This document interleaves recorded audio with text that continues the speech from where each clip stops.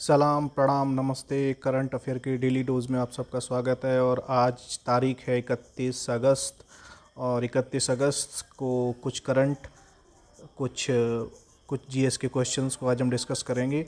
बहुत बड़े बड़े महत्वपूर्ण प्रश्न होने वाले हैं आप सबके लिए, तो एंड तक बने रहिएगा और वीडियो को लास्ट तक ज़रूर देखिएगा। और अगर हमारे चैनल पर आप नए हैं तो हमारे चैनल को लाइक शेयर सब्सक्राइब ज़रूर कर लीजिएगा अभी तुरंत, इससे पहले कि आपके सामने पहला क्वेश्चन आ चुका है।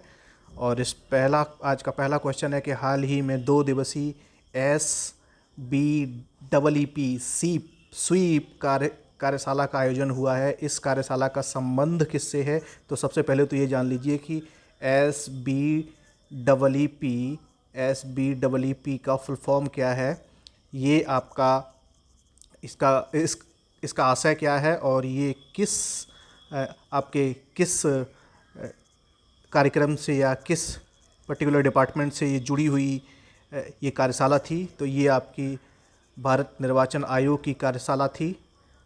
तो इस कार्यशाला में वोटर्स को जागरूक बनाने के लिए 2 दिवसीय कार्यशाला का आयोजन हुआ था। और ये कार्यशाला केंद्रीय यानी कि आपका भारत निर्वाचन आयोग इसका आयोजन करता है।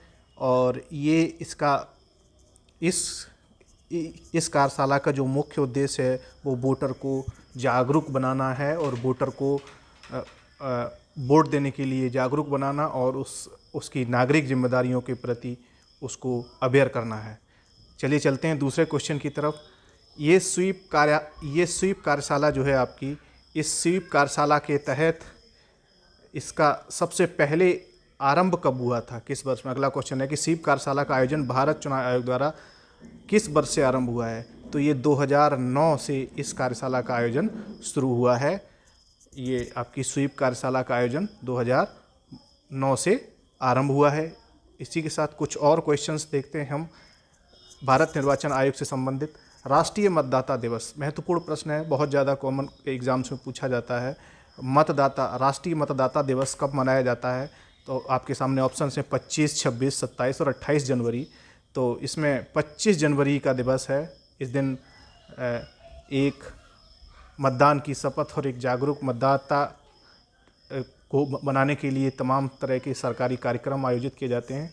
तो ये और देश के सभी नागरिकों को पक्षपात रहित और भेदभाव से दूर होकर के मतदान करने की अपील की जाती है। और ये इस तरह की जगह जगह इंस्टीट्यूशंस में शपथ दिलाई जाती है।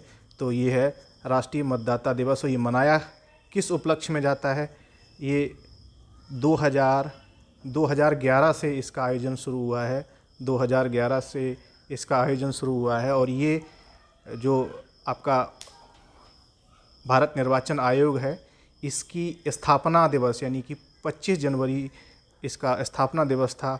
उस स्थापना दिवस के दिन को यादगार बनाने के लिए, उस दिवस को यादगार बनाने के लिए इसका आयोजन किया जाता है, और उसे मेमोरेबल रखने के लिए इसका आयोजन किया जाता है। तो इसी के साथ चलते हैं नेक्स्ट क्वेश्चन की तरफ। नेक्स्ट क्वेश्चन है आपका कि निम्न में से कौन सा ऐप यानी कौन सा एप्लीकेशन, मोबाइल एप्लीकेशन चुनाव आचार संहिता की निगरानी हेतु बनाया गया है? तो यहाँ पर आपके जितने भी एप्लीकेशंस आपके सामने दिख रहे हैं, ये 3 के 3 एप्लीकेशन आपके इलेक्शन कमीशन के एप्लीकेशंस हैं। वोटर हेल्पलाइन ऐप है एक, तो ये वोटर्स की मदद के लिए है। उनकी पोलिंग स्टेशन कहाँ है, उनकी लोकेशन कहाँ होगी, और उनका वोट बना है कि नहीं बना है, और उनकी जो वोटर मतदाता पर्ची है उन्हें प्राप्त हुई है कि नहीं है, उससे रिलेटेड जानकारी इसमें रहती है। और दूसरा है मैक्स डेमोक्रेसी, ये भी आपका चुनाव आयोग का ऐप है। और सी विजिल एक ऐप है, सी विजिल, ये आदर्श चुनाव आचार संहिता की इम्प्लीमेंटेशन के लिए बनाया गया है। और इस ऐप के माध्यम से कोई भी नागरिक कहीं से भी अगर आचार संहिता का कहीं वायलेशन हो रहा है, कोई इसके मॉडल कोड ऑफ कंडक्ट को वायलेट कर रहा है, तो उसकी सूचना, फ़ोटो, वीडियो और उसकी लोकेशन, ये सारी की सारी चुनाव आयोग को उपलब्ध करा सकता है। जो ऐप आपका गूगल प्ले स्टोर पर उपलब्ध होता है। कोई भी नागरिक इसे डाउनलोड करके और आचार संहिता के उल्लंघन की जानकारी भारत चुनाव आयोग को उपलब्ध करा सकता है, जिस पे त्वरित कार्रवाई की जा सकती है। तो इसी की तरह चलते हैं नेक्स्ट क्वेश्चन की तरफ। ये भी आपके चुनाव आयोग से संबंधित प्रश्न है। निम्न में से कौन सा चुनाव भारत निर्वाचन आयोग के अधीन संपन्न नहीं होता है? तो पहले तो ये समझ लो, भारत निर्वाचन आयोग के अंतर्गत संपन्न होने वाले इलेक्शन कौन कौन से हैं। आपका राष्ट्रपति का चुनाव भी भारत निर्वाचन आयोग के अंतर्गत संपन्न होता है। उपराष्ट्रपति ये भी संपन्न होता है। आपका लोकसभा, जिसमें मेंबर ऑफ पार्लियामेंट, राज्यसभा, इसके साथ साथ सभी राज्यों की विधानसभाएं, सभी राज्यों की विधानसभाएं मतलब राज्य विधानसभा, मतलब राज्य विधानसभाएं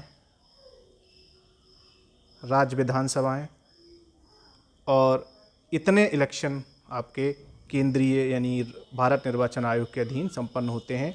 इसमें 2 इलेक्शन छूटते हैं। लोकल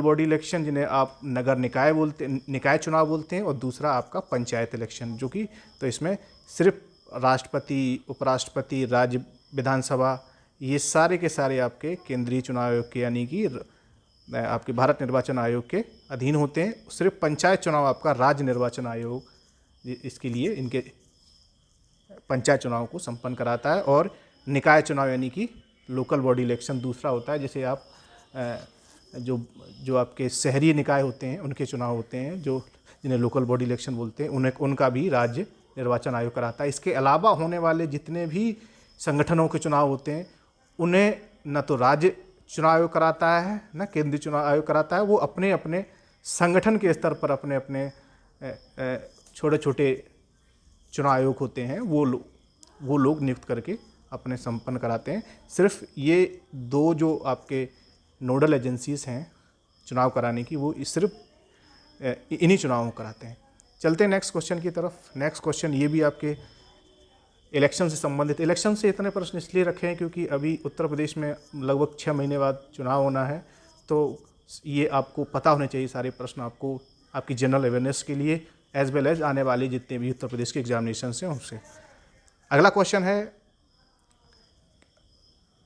कि भारतीय संविधान में कौन से भाग में चुनावों से संबंधित और इन मामलों में के लिए एक आयोग की स्थापना का प्रावधान करता है? भारतीय संविधान के कई भाग हैं, तो याद रखिएगा ये जो 15वां भाग है,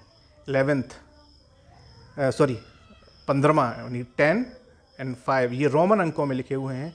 इसी 15वें भाग में आपका भारतीय चुनाव से संबंधित है, और इसमें आयोग की स्थापना का प्रस्ताव इसी भाग में दिया गया है। चलते हैं नेक्स्ट क्वेश्चन की तरफ। नेक्स्ट क्वेश्चन भी चुनाव से ही संबंधित है और ये भी संविधान से जुड़ा हुआ, संविधान में जो चुनाव के बारे में है उससे संबंधित है। संविधान में कौन से अनुच्छेद में चुनाव आयोग के सदस्यों की शक्तियाँ, कार्यकाल, पात्रता आदि से संबंधित है? तो आपका इसका आर्टिकल 324 यानी कि अनुच्छेद 324 और अनुच्छेद 329, ये 2 आपके चुनाव आयोग और उसके सदस्यों के शक्तियाँ और उसके कार्यकाल से संबंधित है। इनमें इसकी जानकारी दी हुई है। चलते हैं नेक्स्ट क्वेश्चन की तरफ। नेक्स्ट क्वेश्चन है आपका, इसमें भारत चुनाव आयोग के मुख्य चुनाव आयुक्त व चुनाव आयुक्तों का कार्यकाल कितना होता है? तो याद रखिएगा कि चुनाव आयोग जो होता है ये आपका स्टार्टिंग में सिर्फ सिंगल मेंबर बॉडी थी, मतलब एक चुनाव आयुक्त होता था, वही पूरा काम देखता था। लेकिन 1989 में इसमें संशोधन हुआ और अब तब से एक मुख्य चुनाव आयुक्त और उसके दो चुनाव आयुक्त होते हैं, ठीक है। और सबके लिए जो कार्यकाल है वो सेम होता है, और वो होता है आपका 6 वर्ष या 65 वर्ष की आयु, जो पहले हो जाए इसमें से, या तो उसका कार्यकाल 6 वर्ष पूरा हो जाए या उसकी 65 वर्ष व्यक्ति की उम्र हो जाए पूरी, और उसके बाद वो उस पद से हटा दिया जाएगा और उससे रिटायर हो जाएंगे।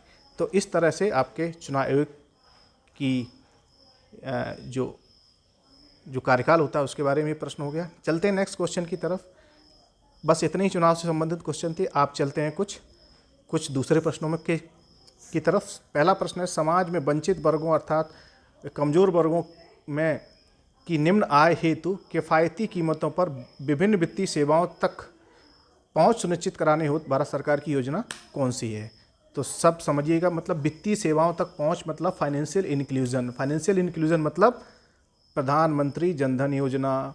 ये आज चर्चा में क्यों है? क्योंकि अभी हाल ही में इससे 7 वर्ष पूरे कर लिए हैं। इस योजना को इम्प्लीमेंट हुए 7 वर्ष पूरे हो चुके हैं। तो ये 2014 में ये योजना आई थी और ये 2021 चल रहा है, तो 7 वर्ष इस योजना को पूरे हो गए हैं। इस योजना के तहत जीरो बैलेंस पर तमाम खाते खोले गए थे लोगों के, महिलाओं के, पुरुषों के। जितने खाते खुले उसमें से 55%, टोटल जितने खाते खुले उसमें से 55% आपकी महिलाओं की हिस्सेदारी थी, है ना। तो इस खाते से लाभ क्या था कि 10,000 तक का ओवरड्राफ्ट की सुविधा है इसमें 2 लाख तक का अब आपका बीमा है। इसके साथ आपका अभी जो कोविड के दौरान महिलाओं को लगभग 30,000 करोड़ से अधिक की राशि इसमें ट्रांसफ़र की गई सहायता के लिए। तो ये सारी चीज़ें जो हैं आपकी प्रधानमंत्री जनधन योजना से संबंधित चीज़ें हैं। इसके साथ साथ इसमें एक आपका इस योजना से संबंधित सरकार का एक प्रस्ताव है। उसमें कहा गया है कि एक ऋण के लिए एक कोष तैयार किया जाएगा। स्टार्टिंग में इन खातों में पैसा कम था, लेकिन आज के समय में लगभग 1,54,000 करोड़ रुपए इन खातों में पड़ा हुआ है। तो ये तो प्रधानमंत्री जनधन योजना के बारे में बातें हो गई, है ना। चलते हैं अगले क्वेश्चन की तरफ। अगला क्वेश्चन है कि अगस्त 2021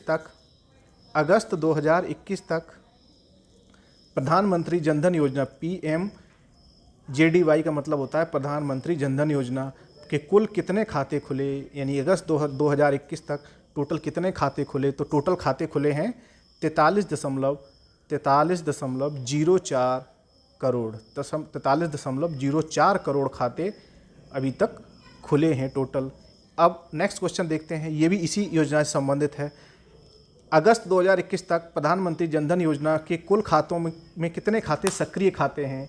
अब इसमें से जो सक्रिय खाते हैं उनकी संख्या है आपकी 36.86, मतलब 36.86 करोड़ खाते सक्रिय हैं। बाकी खातों में निष्क्रिय होने का मतलब है क्या? उनमें कोई ट्रांजैक्शन नहीं हो रहा है पिछले काफ़ी समय से, ठीक है। तो ये तो स्थिति हो गई। और नेक्स्ट क्वेश्चन है आपका, बड़ा महत्वपूर्ण प्रश्न है कि ग्लोबल हंगर इंडेक्स में भारत को 117 देशों की सूची में किस स्थान पर रखा गया है? अभी लेटेस्ट जो है वो 102वें स्थान पर है भारत। हंगर इंडेक्स मतलब भूख का ग्राफ। तो हंगर इंडेक्स में भारत 102वें स्थान पर है। नेक्स्ट क्वेश्चन की तरफ चलते हैं। नेक्स्ट क्वेश्चन है आपका, भारतीय तटरक्षक जहाज ICGS विग्रह जो कि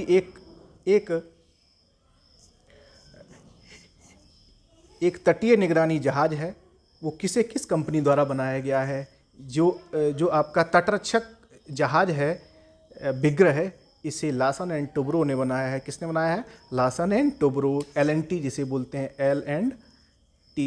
LNT नाम की कंपनी ने, प्राइवेट कंपनी ने इसे बनाया है। चलते हैं नेक्स्ट क्वेश्चन की तरफ। ये जो आपका विग्रह है ना, ये विग्रह की अधिकतम गति सीमा कितनी है? ये जो समुद्र में चलता है तो किस गति से चल सकता है? तो इसकी जो मैक्सिमम गति है वो 26 समुद्री मील्स प्रति घंटे है। मतलब ये 26 समुद्री मील्स प्रति घंटे की गति से चल सकता है। ये तमाम सारी सुविधाओं से लैस जहाज है। इसके बाद नेक्स्ट क्वेश्चन है कि भारतीय तटरक्षक बल की स्थापना कब हुई थी? इंडियन कोस्ट गार्ड ICG की स्थापना कब हुई थी? ICG की स्थापना 1971 में जब भारत का युद्ध हुआ था। 1971 के युद्ध के बाद एक रुस्तम जी कमेटी बनी थी। उस रुस्तम जी कमेटी ने इस कोस्ट गार्ड की खाका तैयार किया था और 1978 में इसका अगस्त 1978 में इसका इम्प्लीमेंटेशन हुआ था। मतलब अगस्त 1978 में भारतीय कोस्ट गार्ड, है ना, इंडियन कोस्ट गार्ड की स्थापना हुई थी, आईसीजी की स्थापना हुई थी। चलते हैं नेक्स्ट क्वेश्चन की तरफ। नेक्स्ट क्वेश्चन है आपका, ये करंट अफेयर है, बिल्कुल करंट का क्वेश्चन है। अभी अभी अमेरिका में हाल ही में कौन सा हरिकेन अमेरिका की लुइसियाना प्रांत में टकराया है? ईडा। ईडा इज़ द हरिकेन। हरिकेन याद रखिएगा, हरिकेन जो होते हैं चक्रवाती तूफान का एक प्रकार है। ये चक्रवाती तूफान अलग अलग महासागरों में अलग अलग नाम से जाने जाते हैं। तो जो हरिकेन जो होता है, हरिकेन सबसे ज़्यादा जो खतरनाक चक्रवाती तूफान होते हैं उनमें से एक होता है। इसके बाद चलते हैं नेक्स्ट क्वेश्चन की तरफ। ये भी हरिकेन से ही संबंधित है। हरिकेन की तीव्रता कौन से स्केल पर मापी जाती है? तो हरिकेन की तीव्रता सैफिर सिम्पसन हरिकेन विंड स्केल से नापी जाती है। ठीक है, ये रिक्टर स्केल से तो आपकी भूकंप की तीव्रता नापी जाती है ना। लॉगरिथमिक स्केल नहीं इस्तेमाल होती है, ये साइंटिफिक स्केल है ना। एनालॉग जो डायगोनल स्केल है ये आपकी सिविल इंजीनियरिंग से संबंधित है, तो ये सारी स्केल्स नहीं है। तो कौन सी है? पहला ऑप्शन इसका सही है। चलते हैं नेक्स्ट क्वेश्चन की तरफ। नेक्स्ट क्वेश्चन है आपका, ईडा जो हरिकेन था वो अमेरिका के लुइसियाना से टकराया है, वो किस श्रेणी का हरिकेन है? हरिकेन आपका 5 श्रेणी का होता है टोटल, और 3 से ऊपर श्रेणी का जो हरिकेन होता है वो खतरनाक माना जाता है। 3 से ऊपर का खतरनाक माना जाता है।